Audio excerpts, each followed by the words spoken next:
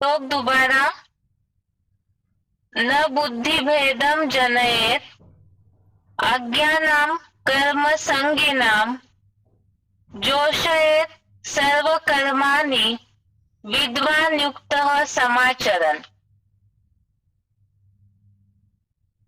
श्लोक का संधि विच्छेद है न बुद्धि भेदम जनयेत अज्ञानाम कर्म संगिनाम जोशयेत सर्व कर्माणि विद्वान युक्तः समाचरन्।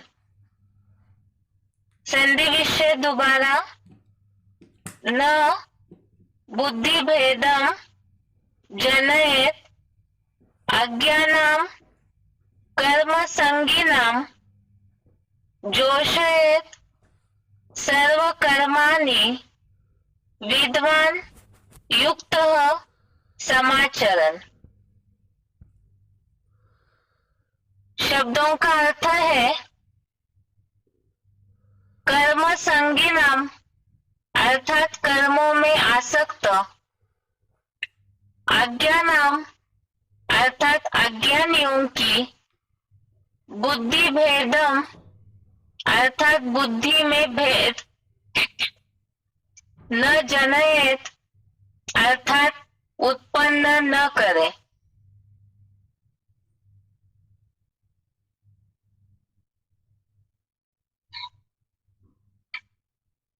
युक्तः विद्वान अर्थात कर्मयोगी विद्वान, सर्व कर्माणि अर्थात सब कार्यों को,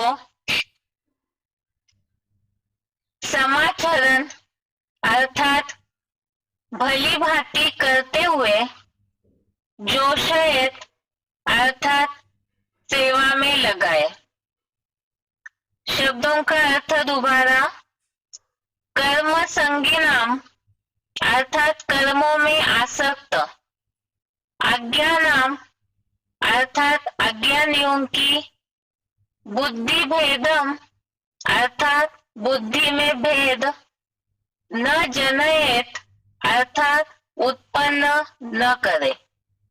युक्तः विद्वान अर्थात कर्मयोगी विद्वान, सर्व कर्माणि अर्थात सब कार्यों को, समाचरण अर्थात भली भांति करते हुए, जोशयेत अर्थात सेवा में लगाए।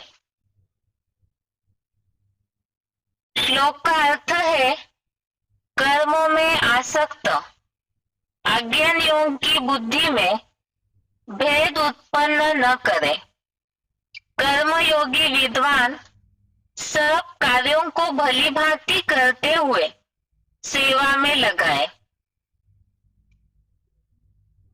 कर्मों में आसक्त अज्ञानियों की बुद्धि में भेद उत्पन्न न करे, कर्मयोगी विद्वान सब कार्यों को भली भांति करते हुए सेवा में लगाए।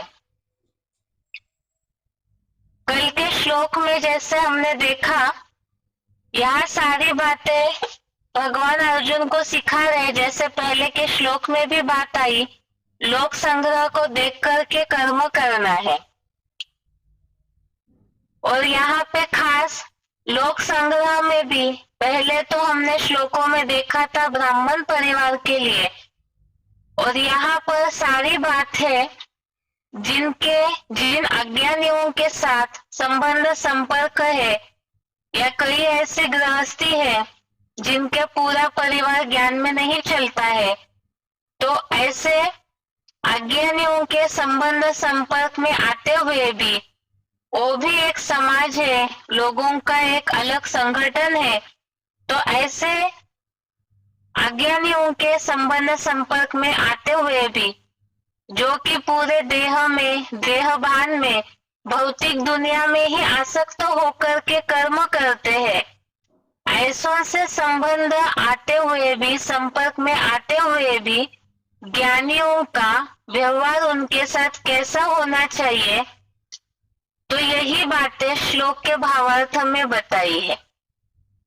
जैसे कल के श्लोक में बात आई थी, ज्ञानी अनासक्त हो, संसार संगठन की इच्छा से कर्म करे। तो ज्ञानियों का व्यवहार अज्ञानी दुनिया में रहते हुए भी, जैसे मुरलियों में शिव बाबा ने हम बच्चों को ये लक्ष्य दिया है, या तो शिव बाबा ने ये वायदा किया है, नरक की दुनिया के बीच में तुम बच्चों को स्वर्ग की बादशाही देते हैं।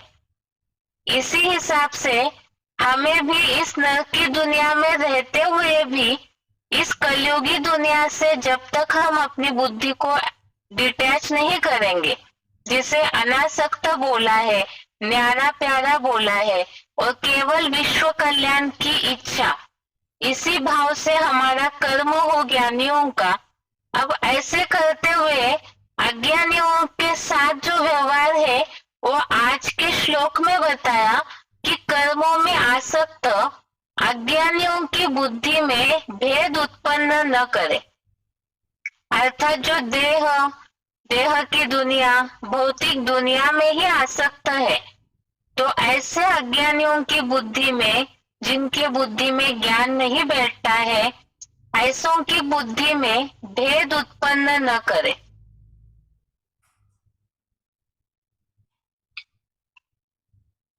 जैसे कि मुरलियों में शिव बाबा बोलते हैं, जो अपने कुल के होंगे, सनातन धर्म के होंगे, सूर्यवंशी होंगे, तो उन्हें थोड़ी सी भी बात अगर ज्ञान की सुनाएंगे तो तुरंत कान हिला देते हैं। लेकिन कई बार ऐसे होता है, जिन गृहस्थियों के घर में बहुत से लोग, पारिवारिक सदस्य ज्ञान में नहीं चल रहे हैं, तो ऐसे समय में ज्ञान में चलने वाले जो भी लोग हैं, वो कहीं ना कहीं उनकी भावना तो शुद्ध है, शुभ है कि परिवार के सभी ज्ञान में चले, उनका भी कल्याण हो। इस भावना से ही उन्हें ज्ञान सुनाने की कोशिश करते हैं, या तो जैसे बार बार उनको बोलते रहते हैं। मुरलियों में ये बात तो बोली है कि ज्ञान की भू करते रहना है, ये बात तो है ही, लेकिन यहाँ बात है उन्हें प्रेशराइज करने की, जैसे कि बार बार दबाव देना या तो पीछे पड़े रहना, इससे कि अज्ञानी जो है, जब तक उनकी बुद्धि में ये बात नहीं बैठ जा रही है कि इस दुनिया का विनाश होने वाला है, या तो भौतिक दुनिया, भौतिक साधन, ये सब अल्पकाल के है, नुकसानकारी है, मन बुद्धि की चंचलता को बढ़ाने वाले हैं, ये जब तक उनकी बुद्धि में स्वतः ही नहीं बैठता है, तब तक अगर उनको बार बार बोलते रहेंगे तो फिर उनकी मानसिक स्थिति उससे हिलेगी। इसीलिए आज के श्लोक में खास ये बात बताई, कर्मों में आसक्त अज्ञानियों की बुद्धि में भेद उत्पन्न न करे, और कर्मयोगी विद्वान सब कार्यों को भली भांति करते हुए सेवा में लग गए। अर्थात ऐसे माहौल में रहते हुए भी, सब कार्यों को भली भांति करते हुए भी, कर्म योगी अर्थात ही ज्ञान में चलने वालों के लिए कर्म योगी बताया, कर्म करते हुए भी भगवान से बुद्धि योग जुड़ा हुआ रहे। ऐसे जो विद्वान अर्थात ही ज्ञानवान, ऐसे जो ज्ञानवान है, तो सब कार्यों को भली भांति करते हुए, यहाँ जिस गृहस्थी की हमने जिम्मेवारी ली है, जिस परिवार को हमने रचा है, जिस परिवार के साथ हमारा हिसाब किताब अंतिम जन्मों में जुड़ा हुआ है, ये तो मुरलियों में शिव बाबा बोलते हैं कि कलयुग में सारी दुनिया तमो प्रधान है, तो तमो प्रधान संबंधी है, तमो प्रधान वातावरण है। लेकिन इसका मतलब, जैसे तीसरे अध्याय में हम पहले से ही सुनते आए, देखते आए श्लोकों को, सन्यासी नहीं बनना है कि सब कुछ छोड़ छाड़ के घर गांठ अपना जो भी अनिवार्य कर्म है उन सबको छोड़ छाड़ करके तो नहीं बैठना है।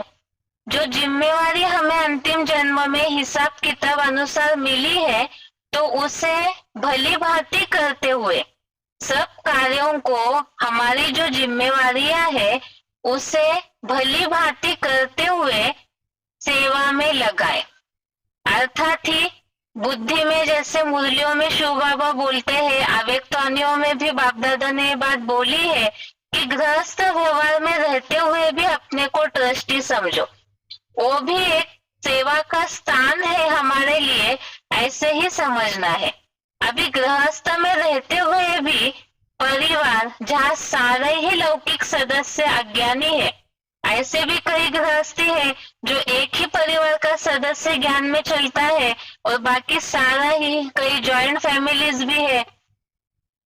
अर्थात बहुत ऐसे परिवार है जो इकट्ठा रहते हैं, तो ऐसे समय में उस सदस्य के लिए बहुत सारी जीवन में उलझने आती है, ज्ञान में चलने में मुश्किलातें होती है, लेकिन फिर भी सब कार्यों को भली भांति करते हुए यदि ज्ञानवान जो है, ज्ञान में चलने वाले जो भी सदस्य है, वो अपनी जो गृहस्थी की जिम्मेवारियां है उसे सेवा स्थान समझ करके उस जिम्मेवारी को सही रीति से कर्मयोगी बनकर के निभाए और उसके साथ साथ ही यज्ञ सेवा का भी ध्यान दे, ऐसे जितना अपने को बैलेंस बनाते रहेंगे तो हमारे जो कर्म है वही औरों को, जो भी अज्ञानी हमारे संबंध संपर्क में है, उनको वो कर्म ही सीख देने के या तो ज्ञान की तरफ आकर्षित करने के निमित्त बनेंगे। एक बार इस श्लोक का क्लैरिफिकेशन सहित अर्थ भी पढ़ते हैं ताकि और अच्छे से ये बातें समझ में आए श्लोक की। मेरे द्वारा 4 वर्णों में विभक्त हुए कर्मों में आसक्त अज्ञानियों की बुद्धि में ऊंच नीच का भेद उत्पन्न न करे।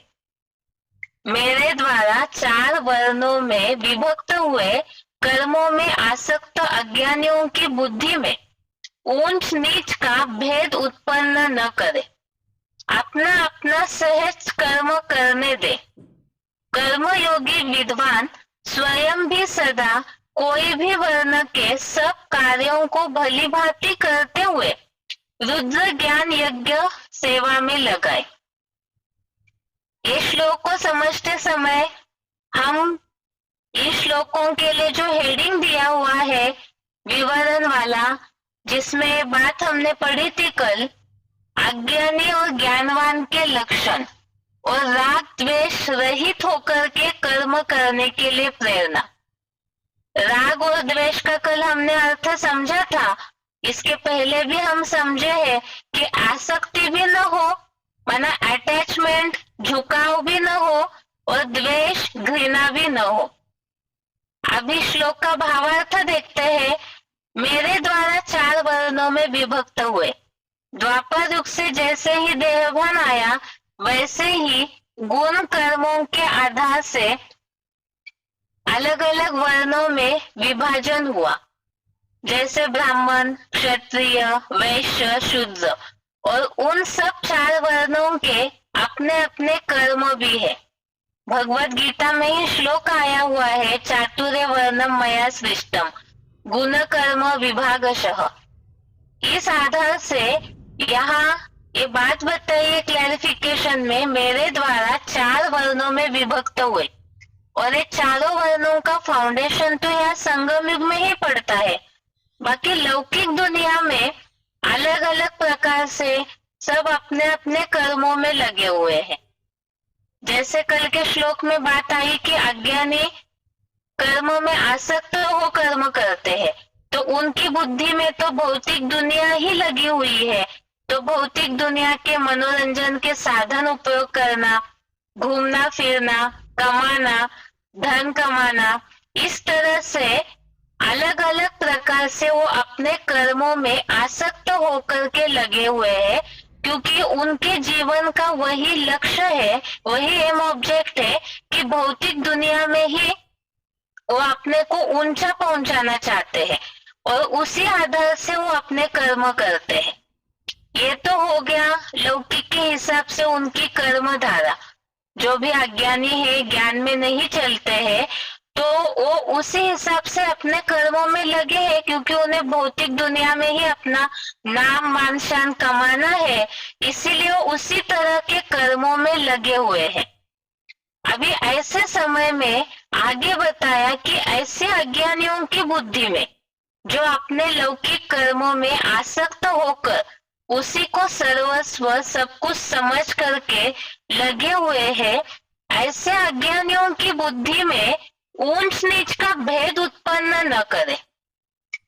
कई बार ऊंच नीच का भेद उत्पन्न न करे अर्थात जैसे मुरलियों का उदाहरण लेते हैं, ज्ञान में चलने वाले कई ऐसी माताएं हैं, भाई है, गृहस्थी परिवार वाले हैं जो अपने ही परिवार के सदस्यों को ज्ञान में चलने के लिए जबरदस्ती करते, या तो फिर जैसे मुरलियों में शिव बाबा ने बोला है कि अगर किसी की जबरदस्ती भक्ति छुड़ाते हैं और ज्ञान भी उनकी बुद्धि में सही रीति से नहीं बैठेगा, तो फिर ना वो भक्ति की दुनिया के रहे ना ही वो ज्ञान की दुनिया के रहे, तो बीच में ही हो जाएगा। तो उनको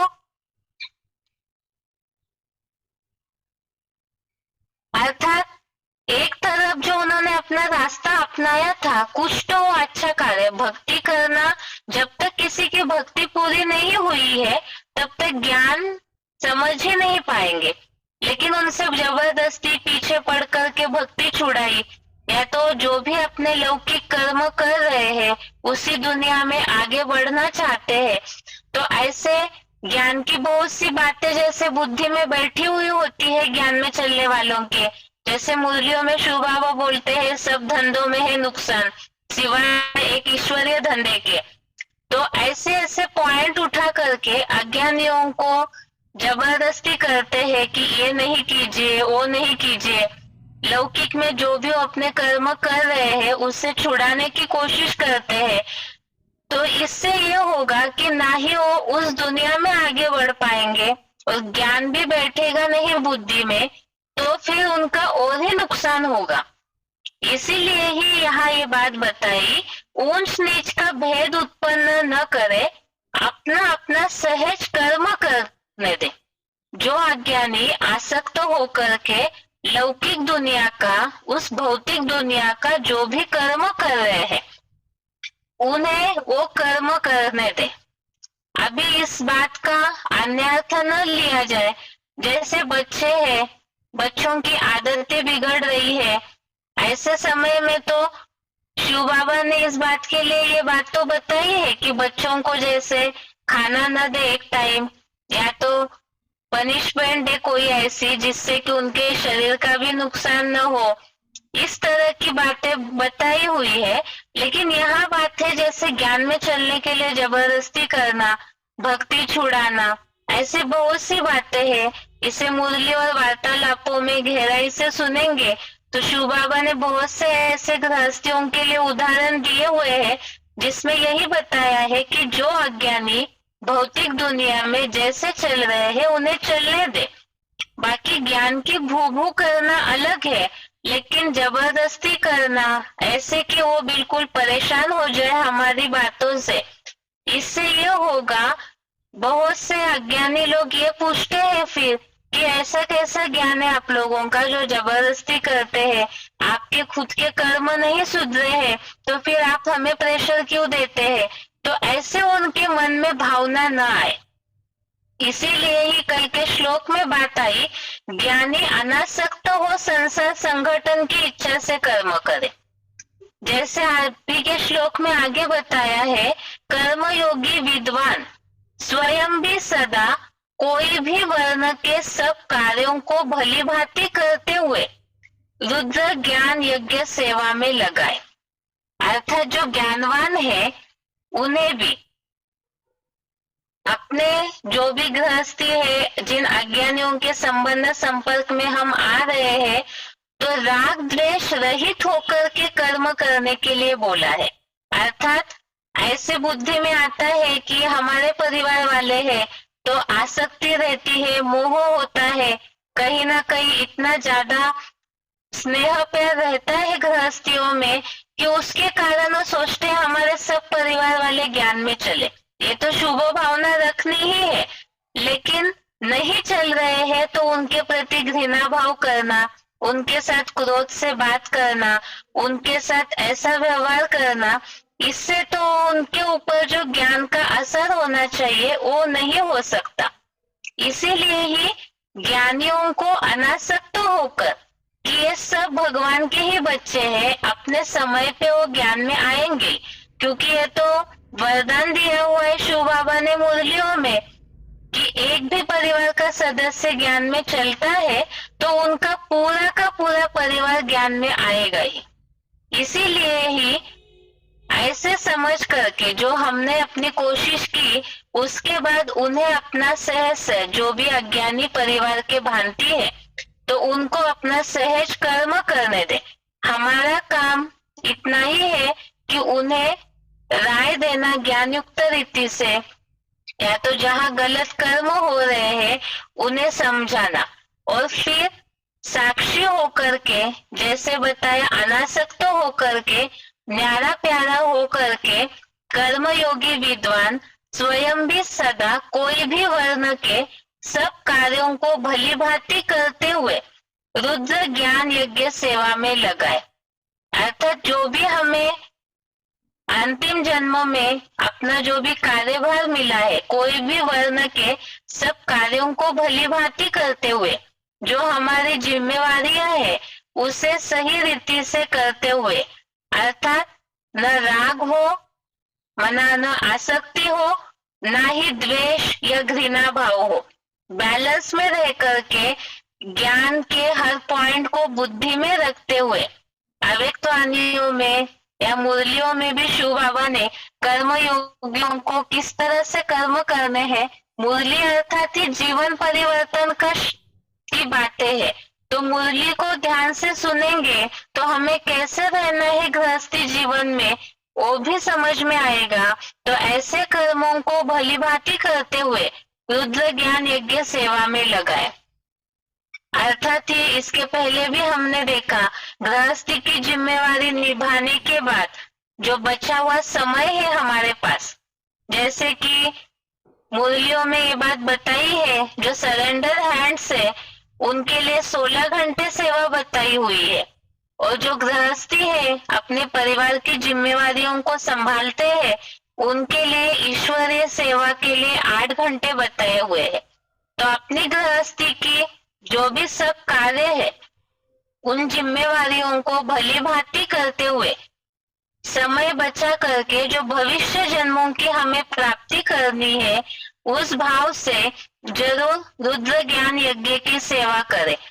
सेवा तो इसलिए करनी है क्योंकि हमने इसके पहले भी समझा है, जहाँ हमारा तन होगा, जहाँ हमारा धन होगा, वहाँ हमारा मन होगा।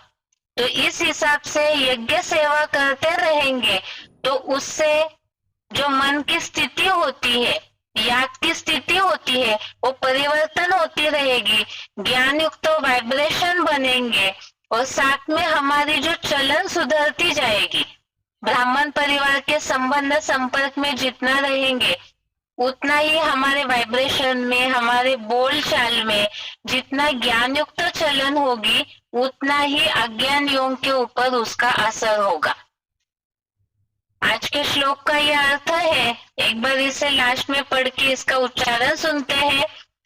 मेरे द्वारा 4 वर्णों में विभक्त हुए कर्मों में आसक्त अज्ञानियों की बुद्धि में ऊंच नीच का भेद उत्पन्न न करे, अपना अपना सहज कर्म करने दे। कर्मयोगी विद्वान स्वयं भी सदा कोई भी वर्ण के सब कार्यों को भली भांति करते हुए रुद्र ज्ञान यज्ञ सेवा में लगाए। ये श्लोक का अर्थ है। इसे और अच्छी तरह से समझने के लिए कुछ अव्यक्तवाणियों के पॉइंट्स है जिसमें बाप दादा ने गृहस्थियों के जीवन के बहुत से उदाहरण दिए हैं, उसे देखते हैं। पहले श्लोक का उच्चारण सुनेंगे। समाधि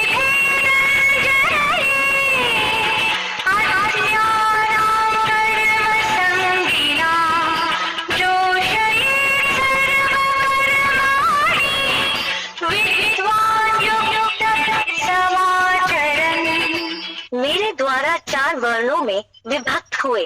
कर्मों में आसक्त अज्ञानियों की बुद्धि में ऊंच नीच का भेद उत्पन्न न करे, अपना अपना सहज कर्म करने दे। कर्मयोगी विद्वान स्वयं भी सदा कोई भी वर्ण के सब कार्यों को भली भांति करते हुए रुद्र ज्ञान यज्ञ सेवा में लगा रहे।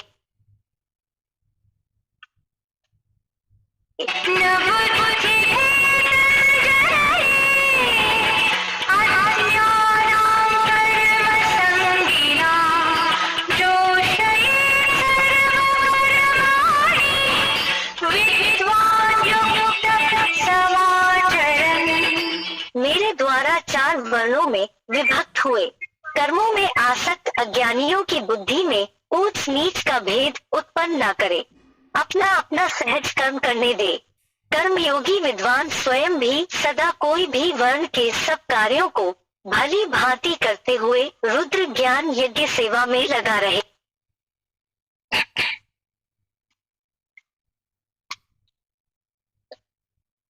अव्यक्तवाणी के पॉइंट्स है। अव्यक्तवाणी तारीख 3 मार्च 90, अव्यक्तवाणी डेट 3 मार्च 90, पेज नंबर 2।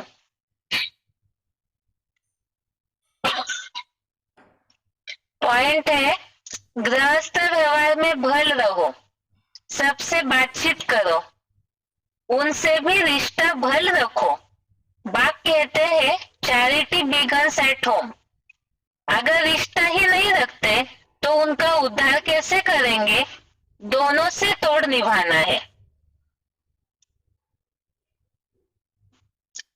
पॉइंट दोबारा, गृहस्थ व्यवहार में भल रहो, सबसे बातचीत करो, उनसे भी रिश्ता भल रखो। बाप कहते हैं चैरिटी बिगन्स एट होम। अगर रिश्ता ही नहीं रखते तो उनका उद्धार कैसे करेंगे? दोनों से तोड़ निभाना है।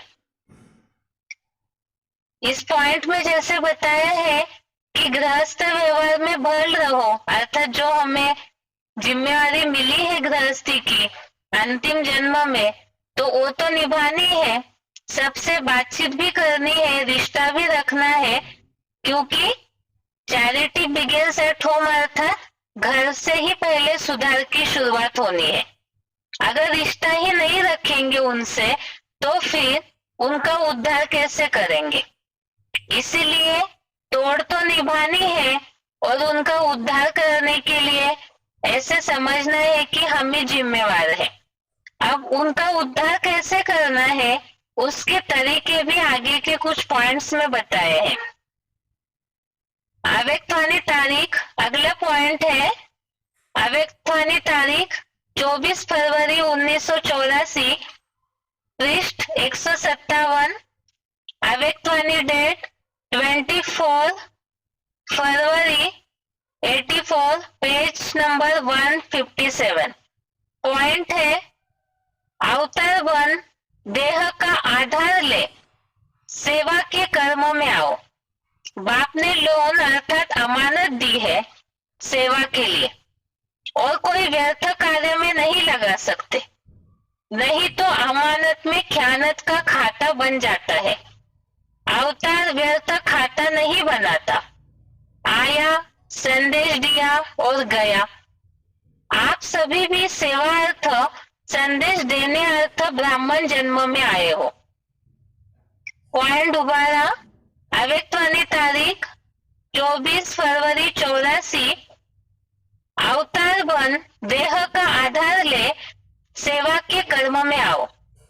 बाप ने लोन अर्थात अमानत दी है सेवा के लिए, और कोई व्यर्थ कार्य में नहीं लगा नहीं सकते, नहीं तो अमानत में ख्यानत का खाता बन जाता है। अवतार व्यर्थ खाता नहीं बनाता, आया, संदेश दिया और गया। आप सभी भी सेवा अर्थ, संदेश देने अर्थ ब्राह्मण जन्म में आए हो। अवतार अर्थात ही जैसे ऊपर से कोई फरिश्ते उतरते हैं तो केवल अपना कार्य करने के लिए, समाज का परिवर्तन करने के हिसाब से ही वो कर्म करते हैं। वो आसक्त नहीं होते, ये सोचते हैं कि हमारा काम ही है इस दुनिया का उद्धार करना। इसी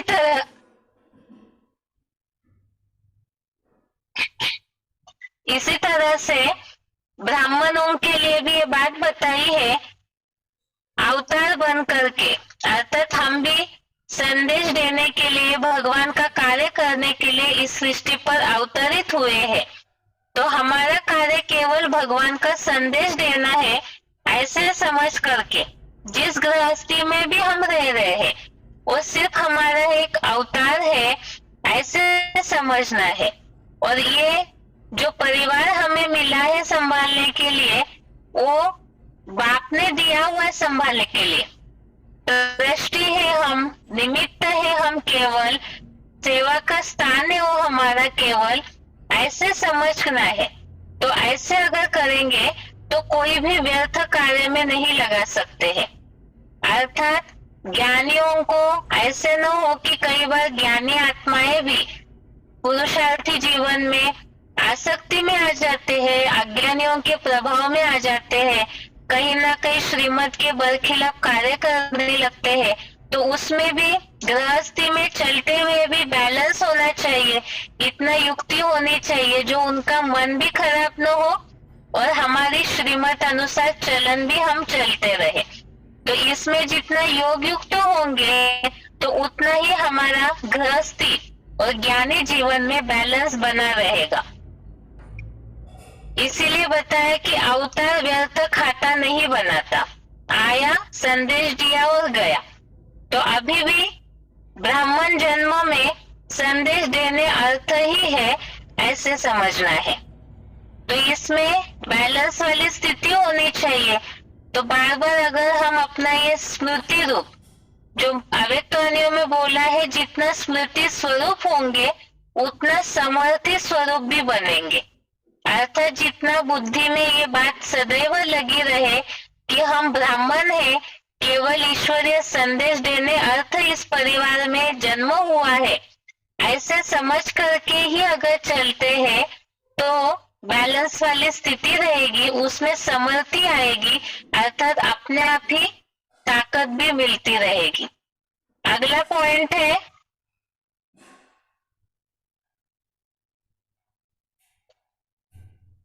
अव्यक्तवाणी तारीख 23 दिसंबर 1983, पृष्ठ 68, अव्यक्तवाणी डेट 23 दिसंबर 1983, पेज नंबर 68। पॉइंट है 3 पैर पृथ्वी जो मिली है वह भी बाबा का घर कहते हो ना, मेरा घर तो नहीं कहते हो ना। अपने घर में नहीं रहते, बाप के घर में रहते हो, बाप के डायरेक्शन से कार्य करते हो, अपनी इच्छा से, अपनी आवश्यकताओं के कारण नहीं करते। जो डायरेक्शन बाप का, उसमें निश्चिंत और न्यारे होकर करते। जो मिला बाप का है वह सेवार्थ है।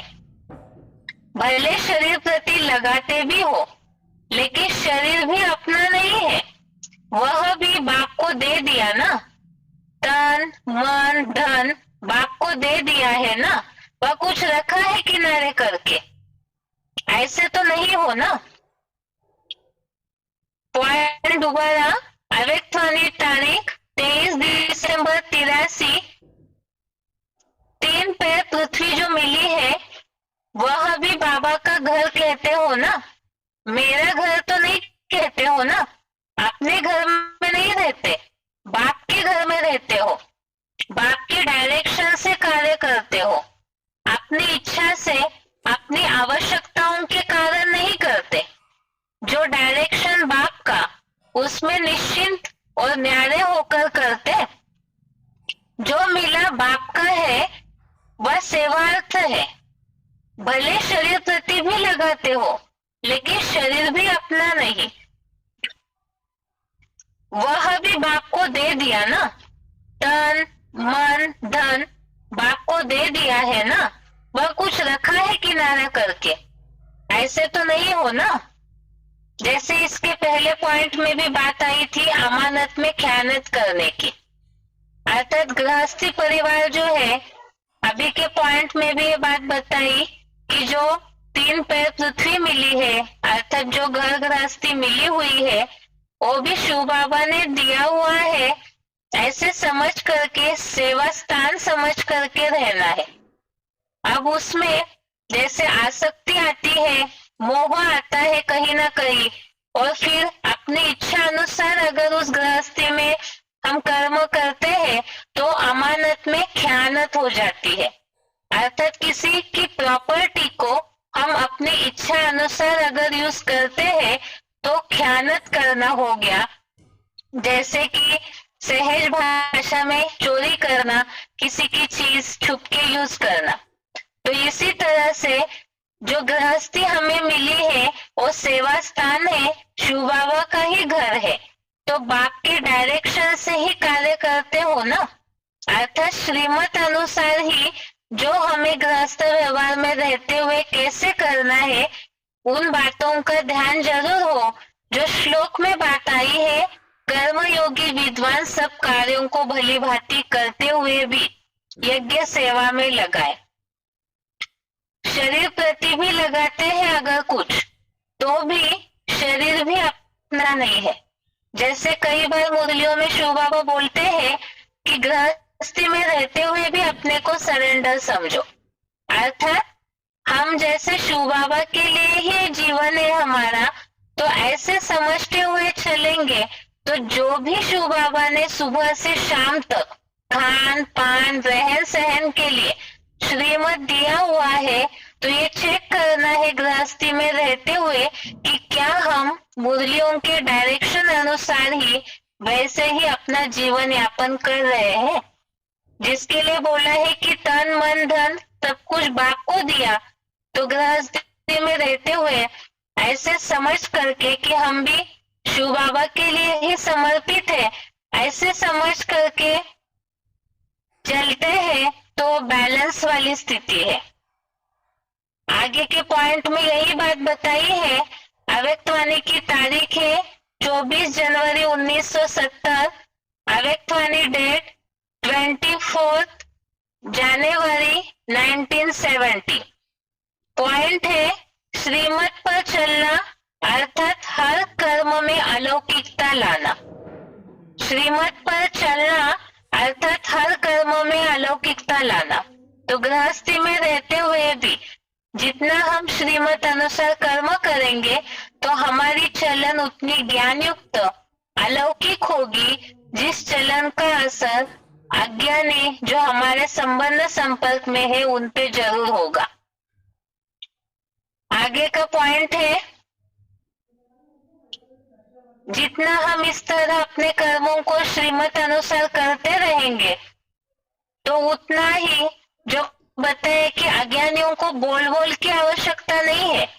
जितना आपके बोल का असर नहीं होगा उतना आपके ज्ञान युक्त चलन का असर होगा, अलौकिक कर्मों का असर होगा। आगे का पॉइंट देखते हैं, ये अलौकिकता लाना, श्रीमत अनुसार कर्म ये कैसे होंगे, इसका प्रभाव क्या होगा। जो बताया अज्ञानियों की बुद्धि में हमें ऊंच नीच का भेद उत्पन्न नहीं करना है, लेकिन अपने कार्य भी भली भांति करने हैं। तो इसके लिए हमारा कर्म कैसे होना चाहिए उसे ही अव्यक्तवाणियों में बताया है।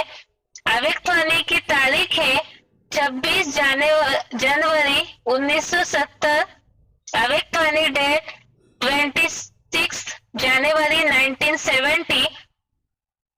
अपनी चलन में अलौकिकता लाओ तो चलन की आकर्षण लौकिक संबंधियों आदि को भी स्वयं खींचेगी। लौकिक संबंध में वाणी काम नहीं करती, चलन की आकर्षण होगी। पॉइंट दोबारा, अव्यक्तवाणी तारीख 26 जनवरी 1970। अपने चलन में अलौकिकता लाओ तो चलन की आकर्षण लौकिक संबंधियों आदि को भी स्वयं खींचेगी। लौकिक संबंध में वाणी काम नहीं करती, चलन की आकर्षण होगी।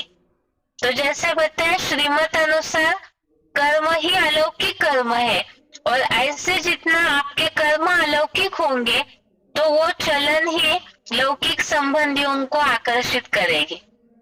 इसमें कई बार ऐसे होता है कि ज्ञान में चलने वालों का खुद का अपना क्रोध वाला स्वभाव नहीं बदला हुआ है।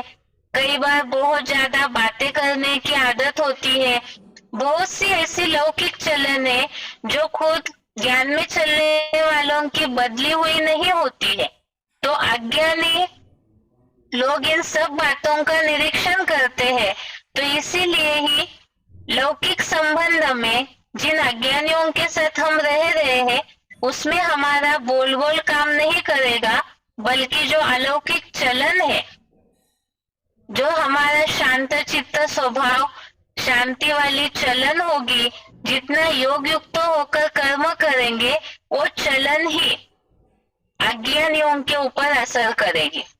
आगे का पॉइंट है अव्यक्तवाणी तारीख 23 जनवरी 1970, अव्यक्तवाणी डेट 23 जनवरी 1970। लौकिक परिवार को अलौकिक बनाया है, जरा भी लौकिकपन न हो। जैसे एक शरीर छोड़ दूसरा लेते हैं तो उस जन्म की कोई भी बात स्मृति में नहीं रहती है ना। यह भी मर जीवा बने हो ना, तो पिछले जीवन की स्मृति और दृष्टि ऐसे ही खत्म हो जानी चाहिए। लौकिक में अलौकिकता भरने से ही अलौकिक सर्विस होती है। अव्यक्तवाणी तारीख पॉइंट दोबारा, अव्यक्तवाणी तारीख 23 जनवरी 1970। लौकिक परिवार को अलौकिक परिवार बनाया है, जरा भी लौकिकपन न हो। जैसे एक शरीर छोड़ दूसरा लेते हैं तो उस जन्म की कोई भी बात स्मृति में नहीं रहती है ना। यह भी मर जीवा बने हो ना, तो पिछले जीवन की स्मृति और दृष्टि ऐसे ही खत्म हो जानी चाहिए। लौकिक में अलौकिकता भरने से ही अलौकिक सर्विस होती है। तो यहाँ जैसे बताया, पिछले पॉइंट में बात आई थी अपने को अवतार समझो, ऐसे ही यहाँ बात आई है कि ज्ञान में जैसे ही आए वैसे हमारा वो पुराना जन्म खत्म हो गया। तो गृहस्थी में जब भी जाते हैं सेंटर से, तो ये समझना है कि ये हमारा दूसरे जन्म का घर है और ये हमारे लिए सेवा स्थान है। तो ऐसे अगर समझते हैं, लौकिकपन की उसमें बिल्कुल स्मृति न रहे, केवल सेवा स्थान समझ करके सब कार्यों को भली भांति करते हुए, तो वो भी एक सेवा का अच्छा चांस है। ऐसे समझ करके उनके साथ का हमारा व्यवहार अच्छा होना चाहिए। अर्थात जैसे घृणा भाव न हो, ऐसे अच्छा व्यवहार हो, तो यह अलौकिक सर्विस उसमें ही समाई हुई है। अगला पॉइंट है अव्यक्तवाणी तारीख 23 जनवरी 1987, अव्यक्तवाणी डेट 23 जनवरी 1987। लौकिक कार्य बाप के डायरेक्शन से करते तो वह भी बाप का कार्य है। लौकिक में भी अलौकिकता ही अनुभव करेंगे, कभी लौकिक कार्य समझ न थकेंगे, न फंसेंगे, न्यारे रहेंगे। पॉइंट दोबारा, लौकिक कार्य बाप के डायरेक्शन से करते तो वह भी बाप का कार्य है। लौकिक में भी अलौकिकता ही अनुभव करेंगे, कभी लौकिक कार्य समझ न थकेंगे, न फंसेंगे, न्यारे रहेंगे।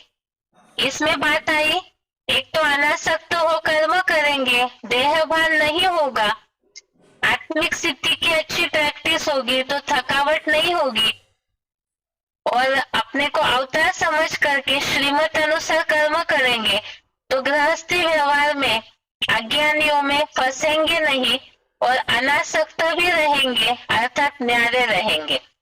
तो श्रीमत अनुसार कर्म जितना करेंगे लौकिक परिवार में रहते हुए भी, तो अपने आप ही हल्केपन की अनुभव होगी। इसीलिए ही शिव बाबा ने मुरली में बोला है, जो भी कर्म करते हैं तो अपने आप से ही पूछना है कि ये श्रीमत अनुसार है या नहीं है। और मुरलियों में तो ऐसी बहुत से डायरेक्शन इंस्ट्रक्शंस दिए हुए हैं कि गृहस्थ व्यवहार में रहते हुए भी हमें कैसे रहना चाहिए। आगे का पॉइंट है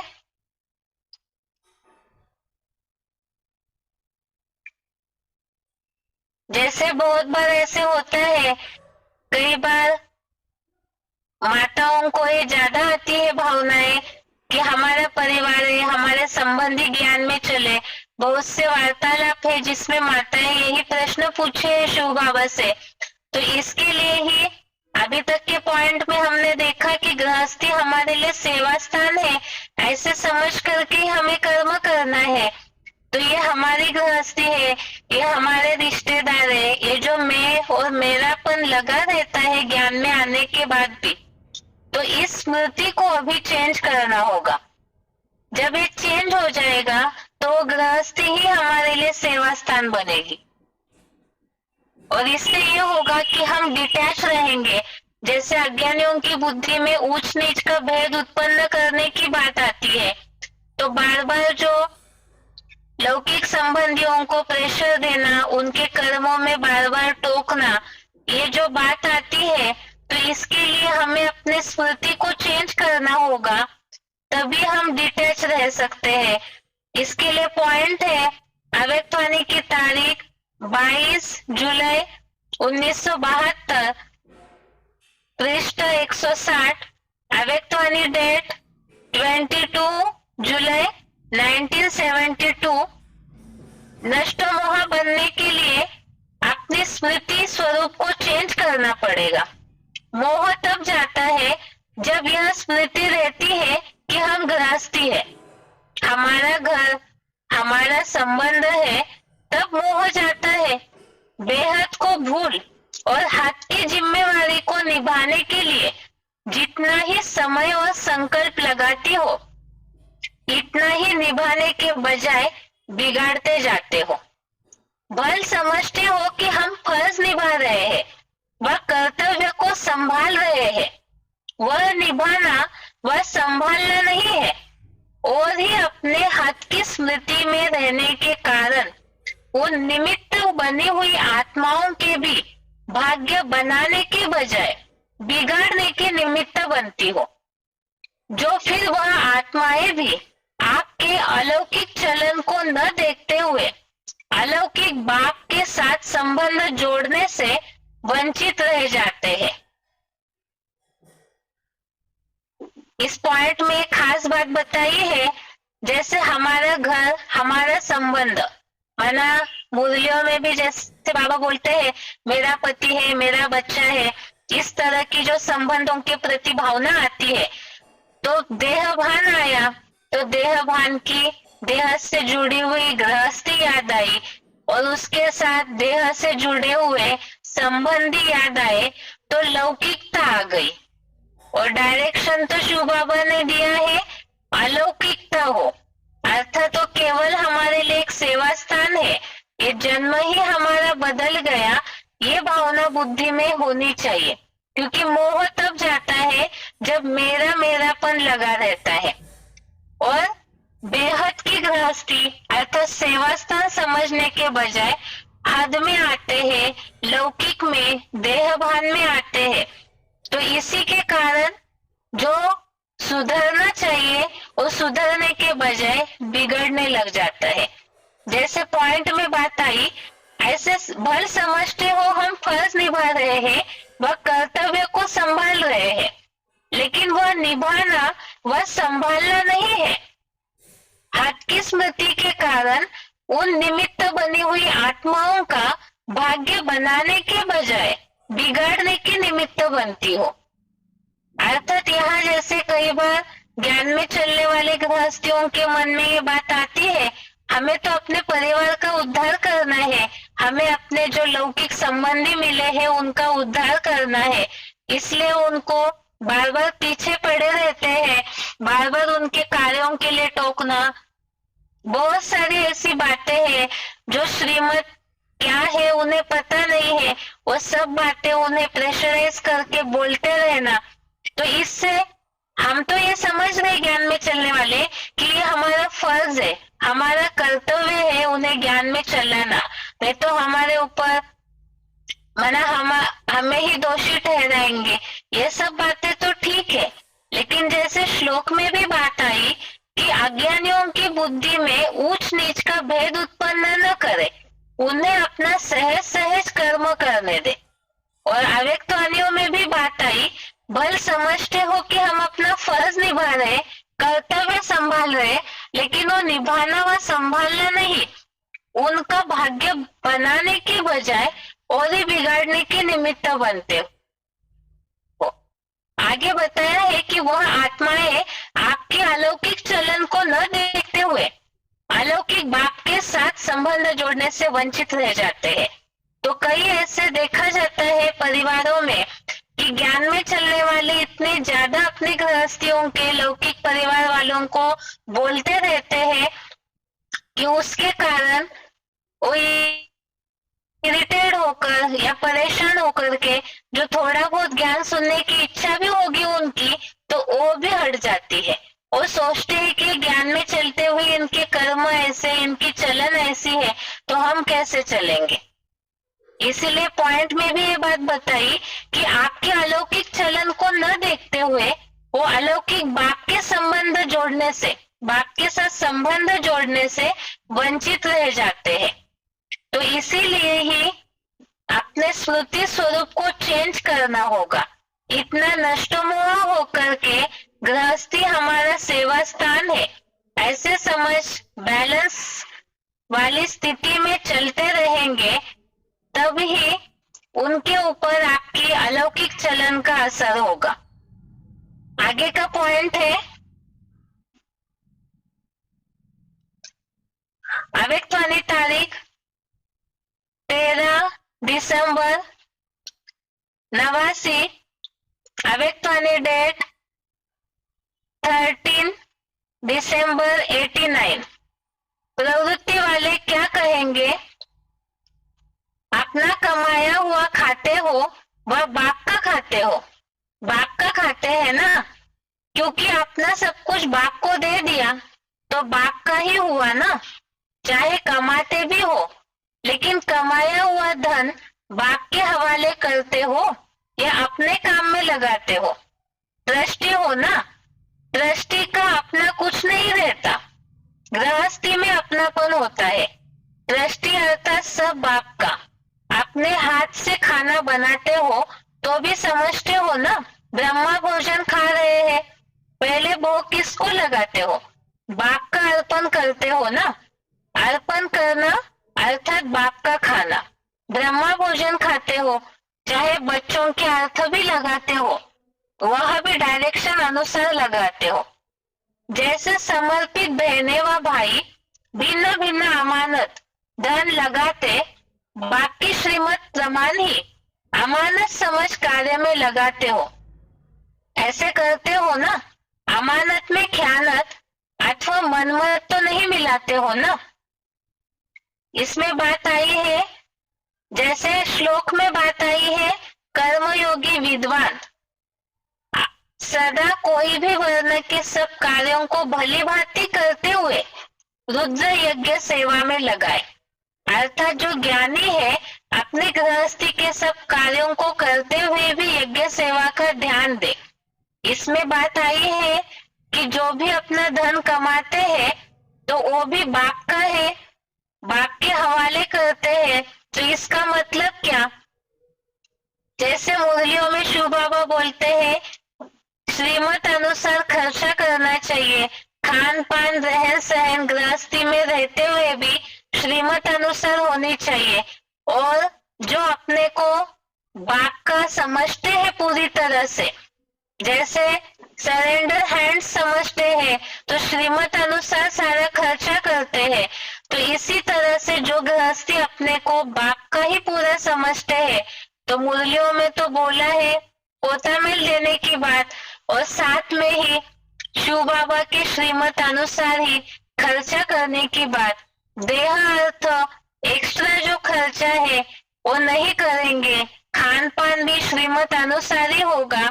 जिसके लिए बात बोली है, अपने हाथ से खाते हो बना करके तो भी ब्रह्मा भोजन ही खा रहे हैं।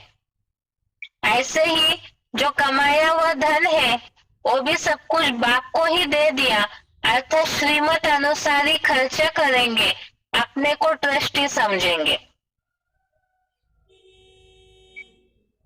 पॉइंट एक बार दोबारा, प्रवृत्ति वाले क्या कहेंगे, अपना कमाया हुआ खाते हो व बाप का खाते हो, बाप का खाते हैं ना, क्योंकि अपना सब कुछ बाप को दे दिया तो बाप का ही हुआ ना, चाहे कमाते भी हो, लेकिन कमाया हुआ धन बाप के हवाले करते हो या अपने काम में लगाते हो, ट्रस्टी हो ना। ट्रस्टी का अपना कुछ नहीं रहता, गृहस्थी में अपनापन होता है। ट्रस्टी अर्थात सब बाप का है। अपने हाथ से खाना बनाते हो तो भी समझते हो ना ब्रह्मा भोजन खा रहे हैं। पहले भोग किसको लगाते हो, बाप का अर्पण करते हो ना। अर्पण करना अर्थात बाप का खाना। ब्रह्मा भोजन खाते हो, चाहे बच्चों के अर्थ भी लगाते हो, वह भी डायरेक्शन अनुसार लगाते हो। जैसे समर्पित बहनें व भाई भिन्न भिन्न अमानत धन लगाते, बाप की श्रीमत प्रमाण ही अमानत समझ कार्य में लगाते हो, ऐसे करते हो ना। अमानत में ख्यानत अथवा मनमत तो नहीं मिलाते हो ना। आगे का पॉइंट है,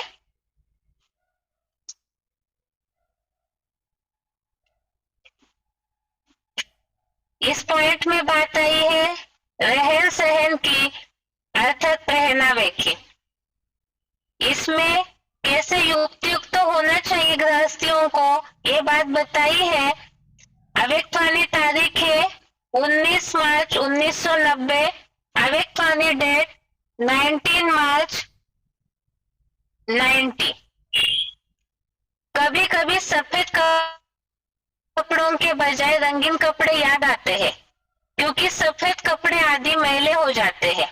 दफ्तर में जाते हो, वहां कहाँ भी ऐसे स्थानों पर जाते हो तो जो ड्रेस आप पहनते हो उसके लिए बाप दादा मना नहीं करते, लेकिन उसी रीति से नहीं पहनो कि हमारा फॉरेन कल्चर है, यही मेरी पर्सनालिटी है, इस रीति से नहीं पहनो। सेवा भाव से भले पहनो, पर्सनालिटी के लक्ष्य से नहीं। ब्राह्मण जीवन का लक्ष्य हो, सेवा अर्थ आवश्यकता अर्थ पहनते हो तो कोई मना नहीं, लेकिन वह भी निमित्त बनी हुई आत्माओं से वेरीफाई कराओ। ऐसे नहीं कि बाप दादा ने छुट्टी दे दी फिर आप मना क्यों करते। पॉइंट दोबारा, अव्यक्तवाणी तारीख 19 मार्च 90। कभी कभी सफेद कपड़ों के बजाय रंगीन कपड़े याद आते हैं, क्योंकि सफेद कपड़े आदि मैले हो जाते हैं। दफ्तर में जाते हो, वह कहाँ भी ऐसे स्थानों पर जाते हो तो जो ड्रेस आप पहनते हो उसके लिए बाप दादा मना नहीं करते, लेकिन उसी रीति से नहीं पहनो कि हमारा फॉरेन कल्चर है, यही मेरी पर्सनालिटी है, इस रीति से नहीं पहनो। सेवा भाव से भल पहनो, पर्सनालिटी के लक्ष्य से नहीं।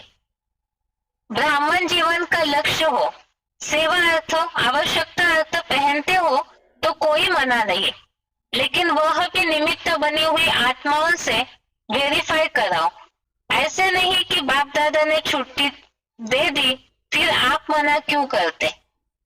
यहाँ जो बात आई है कि अपने सब कार्यों को भली भांति करते हुए यज्ञ सेवा में लगाए, तो हमारा जो पहनावा है, खान पान है, इसमें भी ध्यान हो कि हम लौकिक कर्म करते हुए भी, चाहे पहनावा, रहन सहन, जो भी कार्य का स्थान है, हर समय हम अपना सेवा भाव रखें कि हर जगह हम जहाँ भी पहुंचते हैं, जैसे भी हमारे लौकिक संबंधित कर्म भी हो, लेकिन हर जगह हम सेवा का स्थान, सेवा भाव ही बुद्धि में रखें, तो उसी के कारण जो हमारी अलौकिक चलन निर्माण होगी उसका प्रभाव होगा। आगे का पॉइंट है, ये वार्तालाप से लिया हुआ पॉइंट है, वार्तालाप नंबर 29, डिस्कशन नंबर 29।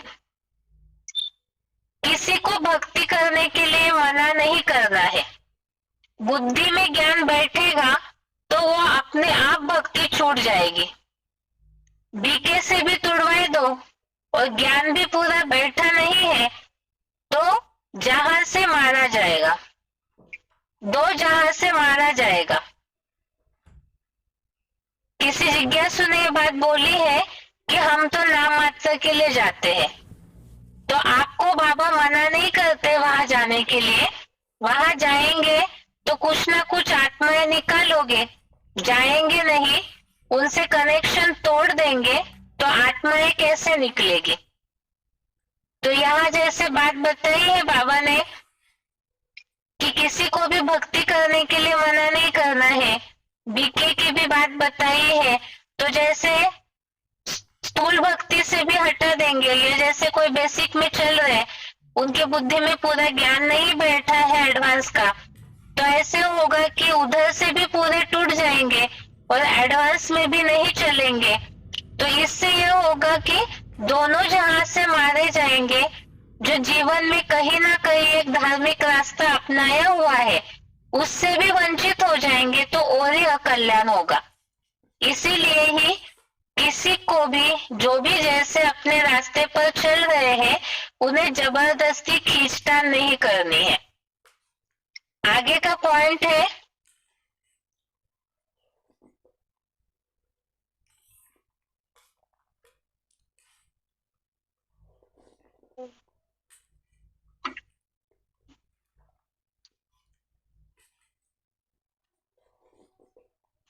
आगे का पॉइंट है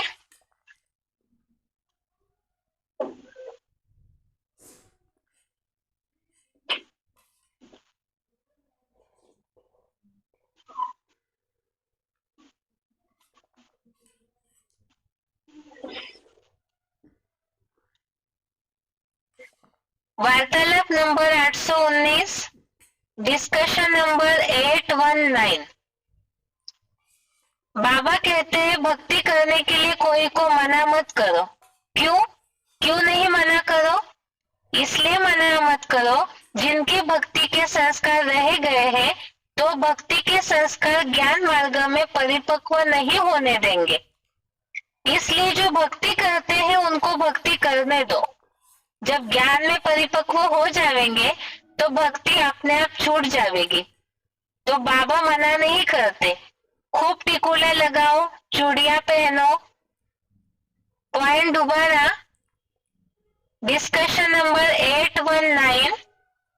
बाबा कहते हैं भक्ति करने के लिए कोई को मना मत करो।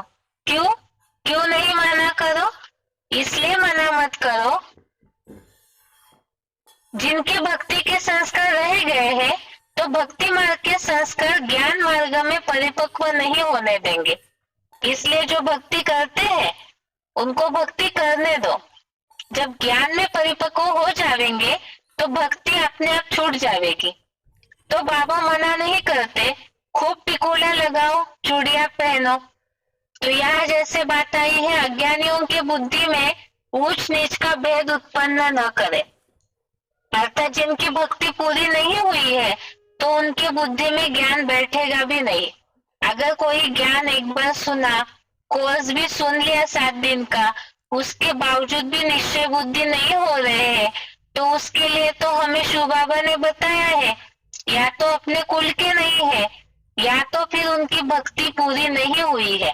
तो इसीलिए उन्हें उनका अपना सहज कर्म करने दे, उन्हें वहां से हिलाए नहीं।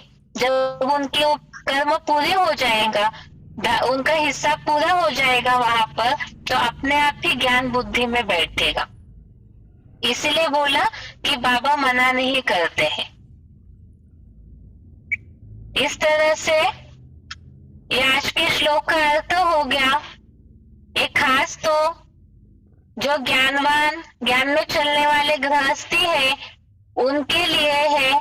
कई बार गृहस्थ व्यवहार में रहते हुए कईयों के मन में ये बात आती है कि दुनिया में रहना बहुत मुश्किल है, इतना सारा संघर्ष करना पड़ता है हमें लौकिक में। तो ऐसे समय में बैलेंस वाली स्थिति कैसे होनी चाहिए, कब न्यारा होना है और कब प्यारा बनना है, कब कहाँ क्या निर्णय लेना है, वो सारी बातें ही कल के और आज के श्लोक में